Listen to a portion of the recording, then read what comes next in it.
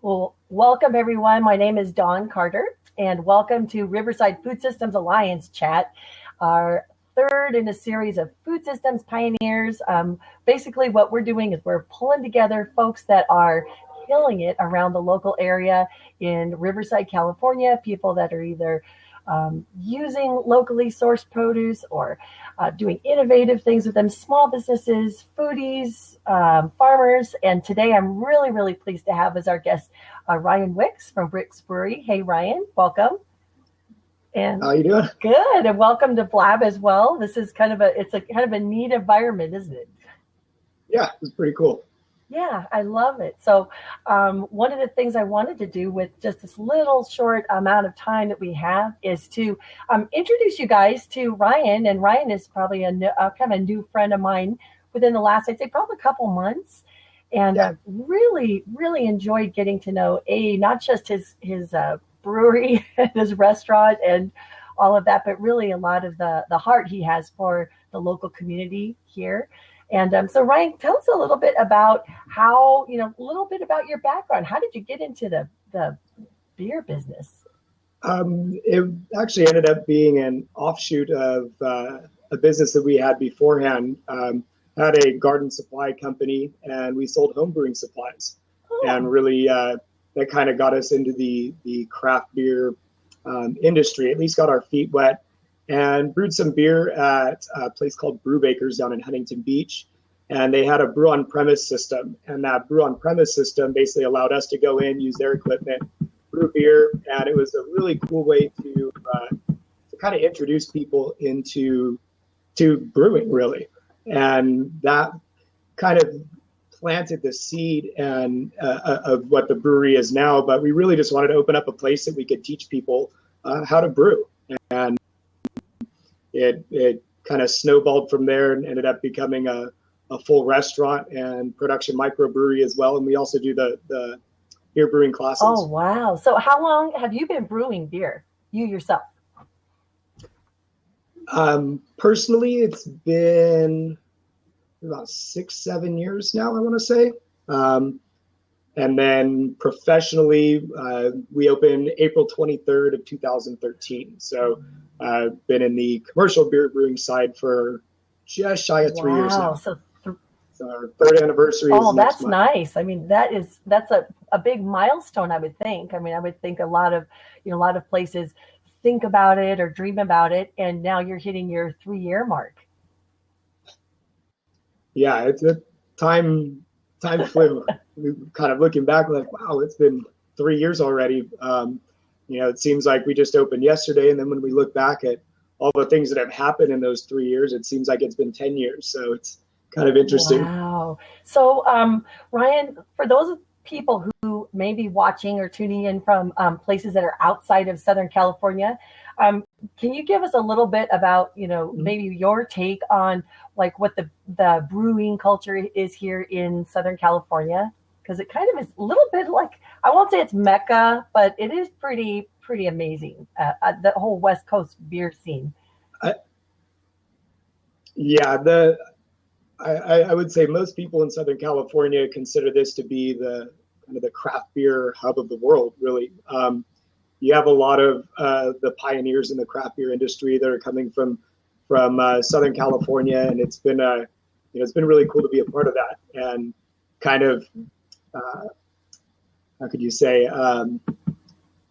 really kind of being on the cutting edge of the beer industry. There's a lot of things that are being done as firsts, here in Southern California, and it's really interesting being in a culture that really goes against tradition. So I think a lot of innovation is happening right here in our own backyard. I think that's so cool. I think one of the things that I learned, I got to go on a little tour of your facility a couple of weeks ago, and I didn't realize that there's a whole culture. Oops, there's a whole culture around beer brewing, and there's this craftsmanship and this artistry. I don't know if the artisanship. I don't know if that's a word.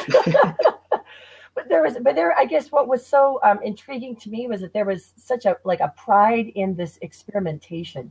that I saw, in a little bit of that kind of, not rebellion, but but that kind of innovation. Is that a way to describe it? It's a very interesting blend of artistry and science. You have to have a pretty good kind of understanding of not only biology, chemistry, engineering, using the equipment, how the ingredients are going to work and play, but at the same time, you have to be creative and be able to, just like a chef coming up with a new dish, being able to come up with new recipes and think of things, maybe taking something that's been done and then putting your own twist on it, your own feel and your own character and personality to it. So it's really interesting the relation between art and science that happens, and it's really a really fun way to kind of be a part of tradition and history, and yet at the same time something that's completely new. I love that, and I think that there is that, like you said, that balance between the science and the art of it, so that you have to have a repertoire of that scientific background, and understand taste and understand the effect of different forces on how that'll affect taste and what is taste, all those elements. So I think that's amazing. Yeah, absolutely. So last week I was able to tag along, thanks to you guys, with some local citrus picking that you did here in the Riverside area. So tell us what was that about? What was going on with this Myers lemons and something that I think a lot of people don't know is that UC Riverside, which is actually where I went to college, has the largest variety of citrus in the world, and their citrus research facility is pretty much regarded as the most one of the most diverse collections. And the USDA does a lot of their research there at their citrus facility. It's an amazing program, and they have, again, this diverse collection of citrus. And so one of the beers that we produce during the spring and summer, called Farmer's Toil, is a wheat beer, and then we add different varieties of citrus. So we'll do usually 3-4 batches of this each year. Each batch will have a different variety of citrus or multiple varieties of citrus. And so what we'll do is we'll go into the citrus grove there and pick these different types of citrus. So Dr. Tracy Kahn, who you had the privilege of meeting during our picking last week, she'll take us and we'll give her an idea of kind of what we're looking for on the citrus side. Are we looking for something more tart, with a higher acid level? Are we looking for something sweeter, and get something with more sugars, a higher Brix level? And she can take us around. And so, we'll peel a little bit of the zest off. We'll try the fruit itself, cut it open, taste the juice.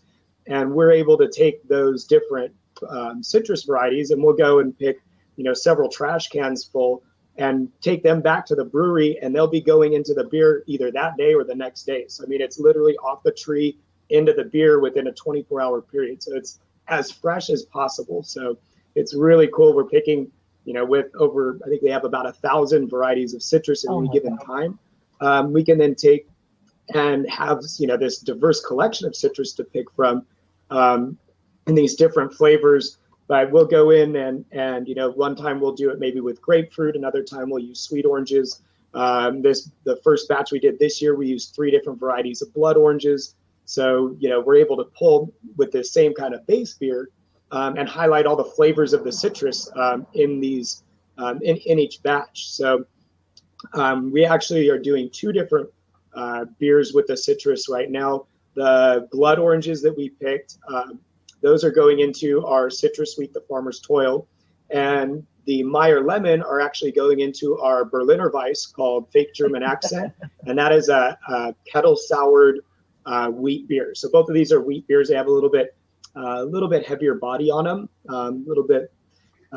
which actually helps with the citrus. It helps accent these flavors. The Berliner Weiss has a lot higher acid content in the final beer, and so that's where the Meyer lemon kind of pairs with that. And it's literally like drinking lemonade. It's a really, really fun beer. This is the first one that we use citrus. We've done it previously with guava. The second batch we did, we used apricots.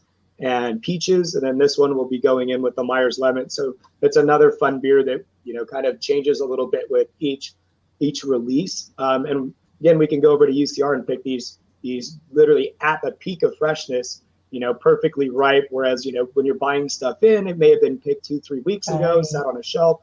You never really know. So we're out there and we're able to go and try these different citrus and put it in. It gives us it's literally like in the dining world, it would be a farm to table, but for us, it's that's so neat because you think about it. You get access to the diversity that no one else has. This is just, there just really aren't, collections of citrus like this. And then to be able to grab them and then to actually just brew with them, like immediately, like within, no one gets to do that. So I it's just fun. Yeah. It's really cool. So, last year we used to have zesting parties, and we'd invite our guests to come in and help us zest them, and then they turned it into more of a party than a zesting. So now we leave it to our assistant brewers to do that. But like the blood oranges, if you guys go to like our Instagram and Facebook and our Twitter account, you can actually see the pictures of them, cutting into the blood oranges and zesting the lemons and things. So this is all done by hand. There's no mechanical form of this. It's literally handcrafted beer, so it's a lot of fun. I think you can, and for me anyways, like you can taste it in the final product. So for someone who, because I don't know how long it takes, that's like, when is this stuff going to be ready? I want to know when can we drink it? So we brewed that beer last week. So after the brewing, we pitch the yeast. The yeast will eat all the sugars in the beer, and that fermentation takes about a week or so. And so the yeast will eat those sugars, create the alcohol. There'll be some CO2 released as well. And that takes about a week. At that point, we do what's called a cold crash on the beer. And so normally the beer is fermenting in the upper 60s, and we take the fermenter and drop it down into the 30s. And for anybody that's made like, actually juiced an orange, and you juice it and put it in the refrigerator, you'll notice it separates. So the juice and the pulp kind of separates, and that's what we do with the beer. When we drop that temperature, the yeast and any kind of little protein particles will all drop to the bottom. And so if you see a fermenter, you notice that it has a conical shape. And what it does is it funnels all that stuff to the bottom. We can pull that off, and then the clear beer is left. And then we force carbonate that, which takes a couple days. So these beers will actually, the Farmer's Toil should be released. I think that's going to be the beginning of next week. That one will be ready and on draft. And then the Berliner Weiss will be probably a week or so. Okay, so mid-March, like around mid to late March. Yeah. Yep, absolutely. And then we'll have those on for about a month or so. And then we'll have our next batch coming out shortly thereafter. So we usually try to have it to where, the release of the second batch which we'll have, another picking and do something different. So the next one may be grapefruit. And that's kind of where the citrus, we will give Tracy an idea of what we want to do. And then she'll take us and let us, try all the new citrus that's kind of ripe. There's probably 100 different varieties of grapefruit. Wow. So we'll go and be able to choose from maybe a dozen different ones, which is really It's like cool. a kid in a candy store. Really. In terms of the variety of what you get to choose. Or a brewer in a citrus exactly. That's amazing. So if anyone would like to or has questions for Ryan, please feel free. As long as I will check you out first, just make sure that whoever we have in a seat is going to be asking legit questions. But if you do have questions about beer or about using, some of these local ingredients, you do the beer on premise, right? Some of the things that you do at Wicks, I wanted to even share with people, because you're such an innovator. You basically, I think from what you were explaining to us, that even opening your place was even an adventure, because you've got to say the least, because you've got such.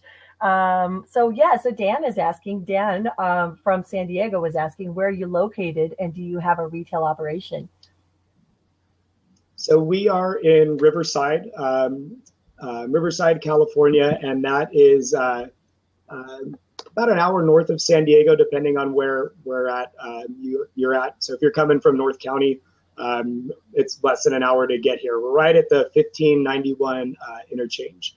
And not only do we have a brew pub, the brewery, we also have a full restaurant as well. So we do food, beer. We have a kids menu. We make our own root beer from scratch, so we're very family friendly as well. Pretty extensive food menu, which you can find on our website and also on our Facebook. I think there's a link to it as well. And as far as I think Brad was asking, I think he meant how far we distribute our beer. Right now, we're throughout the Inland Empire. We just sent our delivery truck because we self-distribute all of our product all the way out to LA. We haven't got down into San Diego yet, but we probably will be doing that hopefully the beginning of 2017. So we're expanding out into Orange County and LA at the moment and looking to go down to the San Diego area, hopefully the beginning of next year. Great question. And Ryan, I do need you to mention something about your barbecue sauce, because I did get to eat some of the most off-the-chain barbecue sauce I'd ever had. And what is so crazy about your barbecue sauce? Our barbecue sauce, as most of the stuff in our restaurant, we make from scratch. So the barbecue sauce itself, the base for the barbecue sauce is our Black Knight Imperial Porter. So that makes up about half of the barbecue sauce, and you get a real nice smoky, chocolatey kind of flavor that comes off that porter.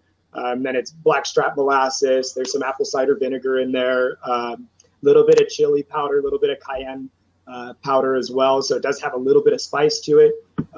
So it's sweet and spicy. It's really full flavored too. Again, everything is coming. So, having that fresh beer making up almost half of the barbecue sauce really imparts a level of flavor that you just can't replicate. So it's really, really tasty. And we have that on probably half a dozen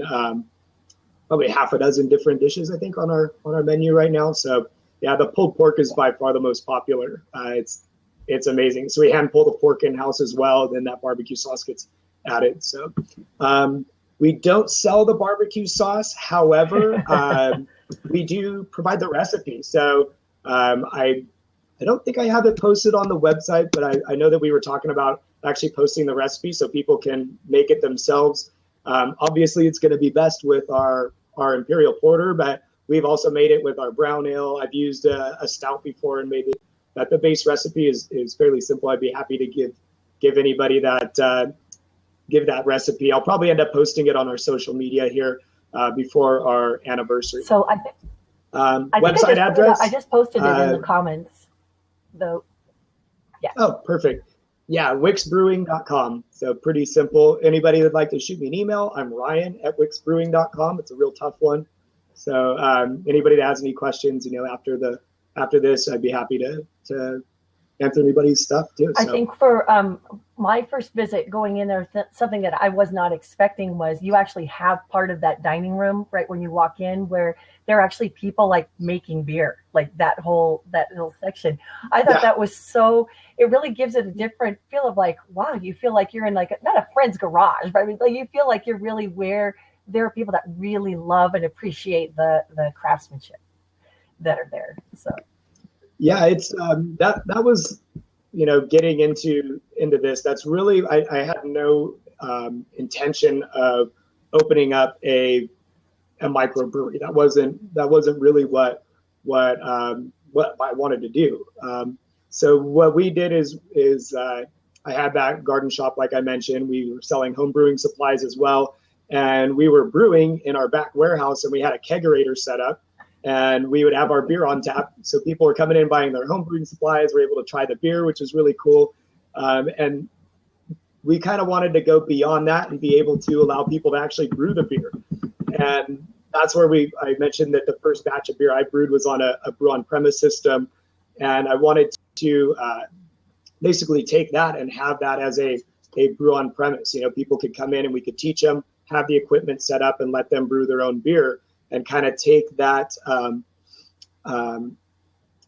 basically take that kind of mystery out of it, show them how easy it is to brew the beer. And as we were doing that, we wanted to, it's a 3-4 hour process, and we're looking for kitchen equipment so people could, we could cook some food and actually have something for them to eat while they're brewing. And while looking for kitchen equipment, we found a brew pub up in Central California that had just gone out of business, and the bank wanted to